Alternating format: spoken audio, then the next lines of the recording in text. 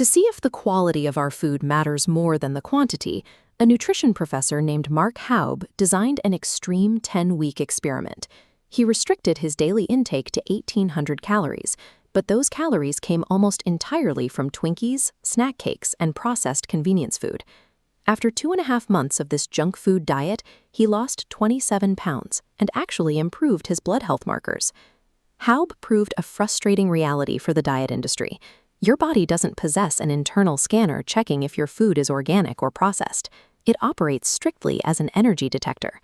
This biological energy detection system is governed by the first law of thermodynamics, which dictates that energy cannot be created or destroyed, only transferred from one form to another. 19th-century physicists like James Prescott Joule established this principle long before modern diet culture existed. If you input less energy into a closed system than it expends, the system must pull from its own internal reserves. Look at this metabolic engine. When the calories inside of the equation drops below the calories outside, you create a deficit. To bridge that mathematical gap, the human body is forced to cannibalize its own stored fat reservoir to keep the machine running. So if shedding weight requires nothing more than executing a sterile mathematical equation, why shouldn't we all just live on junk food to get thin? The problem is that physics doesn't care where it gets the energy. When faced with a pure calorie deficit, your body will happily consume highly active muscle tissue instead of your stored body fat. This leads to sarcopenia, the obligatory loss of muscle mass. It is a condition that naturally accelerates as we age, but a poor diet can trigger it instantly. This chart compares the baseline caloric burn of different tissues over 24 hours.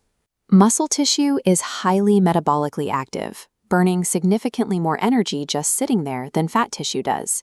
Your total muscle mass directly dictates your basal metabolic rate. As you lose that muscle mass, your overall metabolism crashes. Your body now requires significantly fewer calories just to survive your daily routine. Meanwhile, your brain actively fights this energy deficit. It spikes hunger hormones and drastically reduces your unconscious daily movements, like fidgeting or standing, to hoard calories. Enforcing a strict mathematical deficit without building a biological defense triggers a starvation response. Your metabolism slows, your hunger peaks, and that lost weight is eventually dragged right back up. This brings us to the research of geneticist Dr. Giles Yeo at the University of Cambridge. His work shifts the focus from what we put into our mouths to what our bodies actually absorb. Let's look at this schematic of the digestive tract to understand caloric availability. The calorie number printed on a nutrition label is not the amount of energy you actually extract. When a raw vegetable passes through your system, your body might only successfully extract about 50% of its total energy because of the dense, tough fiber. But ultra-processed foods act differently. The heavy processing serves as an external stomach, breaking down the fibers before you even take a bite. When you eat them, your body extracts nearly 100% of the energy with zero digestive friction. Then there's protein. Because of its complex chemical structure, your body is forced to burn up to 30% of the protein calories you consume purely in the mechanical effort required to digest them.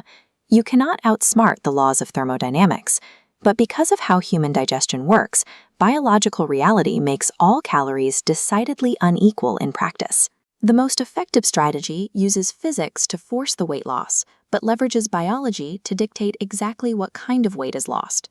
To establish a true deficit, avoid relying on generic online calculators.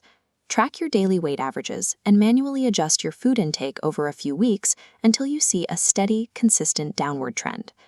To defend against sarcopenia, you need two things: roughly 1.6 grams of protein per kilogram of body weight and consistent resistance training. That physical tension and steady protein influx sends a clear signal to the brain. It proves that your muscle is essential for survival, forcing your body to pull its missing energy from your fat stores instead. There is a psychological trap here too. The obsession with clean eating and extreme dietary restriction often leads directly to psychological burnout, binging, and eventually abandoning the diet entirely. Our ancient brains evolved in environments where food was scarce.